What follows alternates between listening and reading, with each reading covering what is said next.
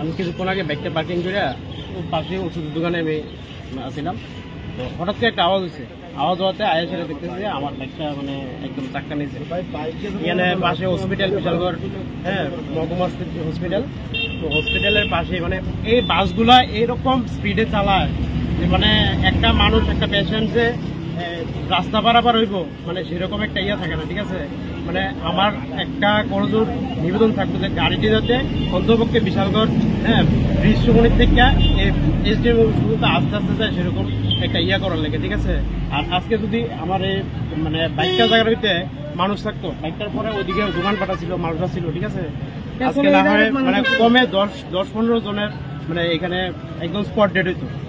মানে আপনার বাইকের উপরে কিভাবে উঠলো গাড়ি? কিভাবে উঠছে আমি দোকানের মধ্যে, আমি আর করতে পারি না কিভাবে উঠছে, ঠিক আছে না। আমি দোকান থেকে বাইরে সেটা আমি দেখতেছি এই অবস্থা। গাড়ির চালক নাকি আপনারা? চালকটা পাইছি না, চালক গাড়ির মধ্যে আসলে আমরা তো মানে আওয়াজ শুনছি, তো আমি তো আর সেই জানে যে আমি চালককে ধরতে আমার বাইক কিনতে হয়েছে না হয়েছে আমি যেটা জানি না, ঠিক আছে। তো চালক এখান থেকে পরে দেখলাম নাই। পুলিশ আইছে? পুলিশ আইছে, পুলিশের